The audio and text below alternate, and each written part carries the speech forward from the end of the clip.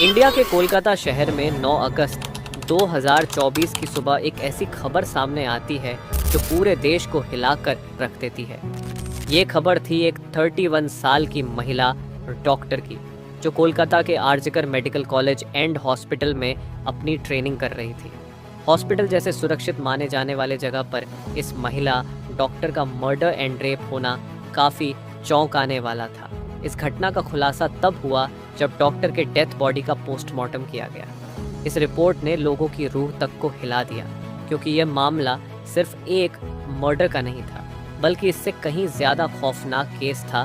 Postmortem report में खुलासा हुआ कि उस डॉक्टर की हत्या गला घोंटकर की गई थी, इतनी ताकत से कि उनका थायराइड कार्टिलेज तक टूट गया था।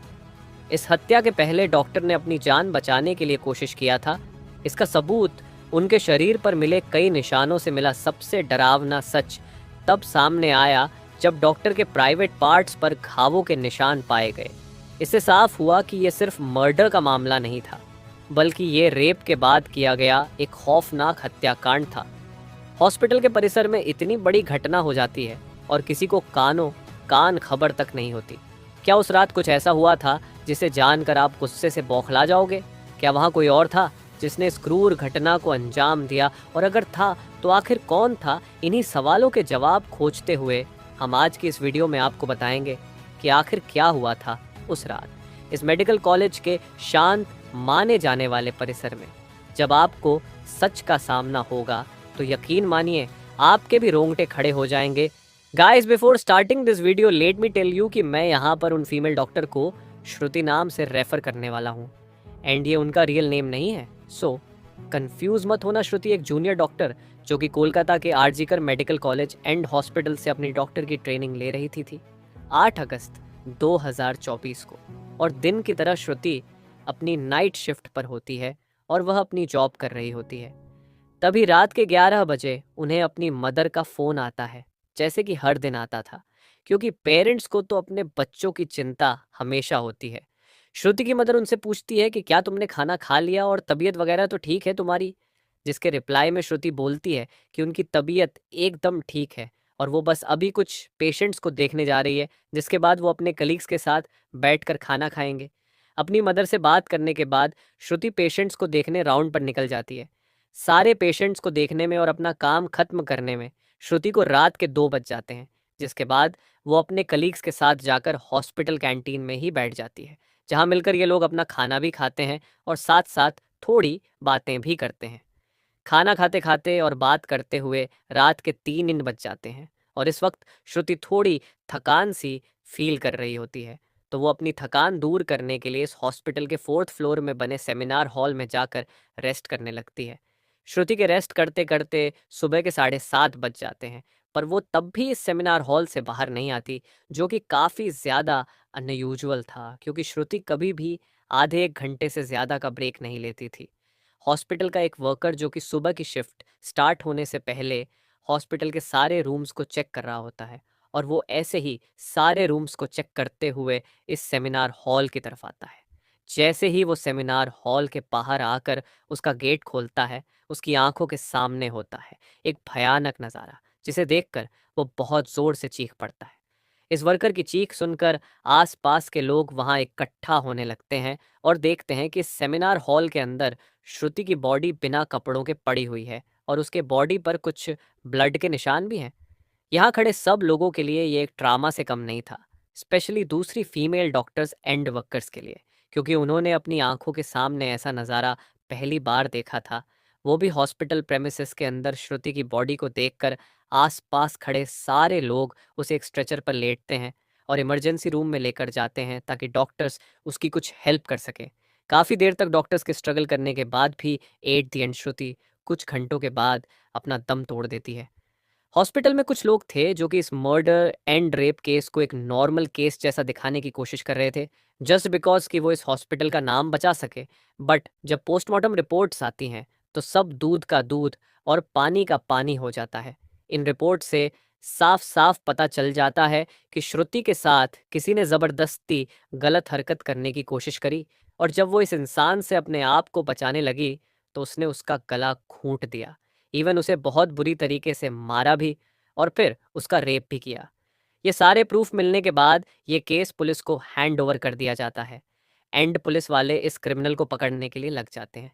सबसे पहले पुलिस उस क्राइम सीन पर ही छानबीन करती है जहां ये सब हुआ था। किस्मत से पुलिस वालों को वहां पर श्रुति के कुछ नेल्स एंड ब्लड सैंपल्स मिलते हैं और साथ ही एक ब्लूटूथ नेक बैंड। ये केस शायद और भी जल्दी सॉल्व हो जाता अगर उस फ्लोर पर सीसीटीवी कैमरा होते तो। बट बदकिस्मती से इस सेमिनार रूम के अंदर या इसके आसपास कोई सीसीटीवी कैमरा नहीं थे। लेकिन जिस रास्ते से इस फ्लोर पर एंटर करा जाता था वहां पर कुछ सीसीटीवी कैमरा थे। पुलिस वाले इन सीसीटीवी कैमरा में सुबह के 3 बजे से 8 बजे के बीच की रिकॉर्डिंग चेक करते हैं कि इतने टाइम के बीच कितने लोग इस फ्लोर पर आए और गए थे। इन सीसीटीवी फुटेजेस को चेक करने के बाद ये पता चलता है कि टोटल 6 लोग इस फ्लोर पर आए और गए थे। ये पता लगने के बाद पुलिस वाले एक एक करके इन 6 लोगों को पूछताछ के लिए बुलाते हैं कि वो लोग वहां पर उस टाइम क्या कर रहे थे। और इन लोगों को इस बीच यहाँ कुछ भी अजीब दिखा कि नहीं, इन लोगों से पूछताछ के दौरान पुलिस वाले उनके फ़ोन का ब्लूटूथ भी ऑन करके चेक करते हैं कि जो ब्लूटूथ हेडसेट उन्हें मिला था वो इनमें से किसका था। क्योंकि आपको पता होगा ही कि एक बार अगर आप किसी ब्लूटूथ डिवाइस से अपना फ़ोन पेयर करते हो तो अगली बार वो उससे ईजिली कनेक्ट हो जाता है। और फाइनली पुलिस वालों की ये ट्रिक काम भी आती है क्योंकि ये ब्लूटूथ नेक बैंड इन 6 लोगों में से एक आदमी के फ़ोन से कनेक्ट हो जाता है जिसका नाम था संजय रॉय, जो कि एक सिविल वॉलंटियर था। सिविल वॉलंटियर वो लोग होते हैं जो कि पुलिस के अंडर काम करते हैं और उनकी हेल्प करते हैं छोटे मोटे कामों को मैनेज करने में। आपने बहुत सारे फेस्टिवल्स अनऑथराइज्ड पार्किंग या भीड़ भाड़ वाले एरिया में देखा होगा कि कुछ ब्लू कलर की यूनिफॉर्म्स पहनकर ऑफिसर्स खड़े रहते हैं जिनका काम होता है कि विदाउट एनी रीज़न कहीं पर भी ज़्यादा क्राउड इकट्ठा ना हो। तो अब पुलिस वालों को अपना पहला कातिल मिल चुका था जिसके बाद वो संजय रॉय से और गुस्से से पेश आने लगते हैं। बट संजय पुलिस वालों की किसी बात का भी जवाब नहीं दे रहा होता क्योंकि वो काफ़ी ज़्यादा नशे की हालत में था। इस बीच पुलिस वाले संजय का फ़ोन भी चेक करते हैं जिसमें उन्हें भर भर के पोर्नोग्राफिक कंटेंट मिलता है जिससे उनका शक यकीन में बदल चुका था कि संजय ही श्रुति के मर्डर का मेन कल्प्रीट है। इसके बाद पुलिस वाले संजय रॉय को और ज़्यादा डराने लगते हैं। एंड फाइनली वो डर कर अपना गुनाह कबूल भी कर लेता है कि उसने ही श्रुति को मारा है और उसका रेप किया है। ये पता लगते ही कुछ पुलिस वाले और प्रूफ्स कलेक्ट करने संजय रॉय के घर जाते हैं जहां पर उन्हें एक शू मिलता है जिसके ऊपर कुछ खून जैसे ही धब्बे थे। तो पुलिस वाले उसका सैंपल कलेक्ट कर लेते हैं। थोड़ी और तलाशी लेने पर पुलिस वालों को संजय के घर के बाहर कुछ कपड़े सूखते हुए दिखते हैं और ये वही कपड़े थे जो कि उस दिन संजय ने पहने थे क्योंकि ये सब सीसीटीवी कैमरा में कैप्चर हो गया था जिससे जाहिर था कि संजय ये प्रूफ मिटाने की भी कोशिश कर रहा था। बट जब संजय को पूछताछ के लिए पुलिस स्टेशन में लाया गया था उस वक्त वो काफ़ी ज़्यादा नशे की हालत में था। तो क्या वो ये सब बस इसलिए कर रहा था ताकि उसे कम सज़ा मिले, जस्ट बिकॉज वो उस वक्त नशे में था। बाद में जब पुलिस वाले उस शू पर लगे ब्लड सैंपल्स को चेक करवाते हैं तो वो भी श्रुति के ब्लड से मैच हो जाता है which was a solid proof against him. इन सारी रिपोर्ट्स एंड डिटेल्स को एक साथ कंबाइन करके पुलिस वालों को पता चलता है कि उस रात संजय रॉय काफ़ी ज़्यादा नशे की हालत में था और वो रात के 11 बजे हॉस्पिटल में एंटर करता है। संजय अक्सर उस हॉस्पिटल में नाइट शिफ्ट किया करता था तो उसे यहाँ की काफ़ी अच्छी नॉलेज भी थी कि कहाँ पर कैमरा है और कहाँ पर नहीं।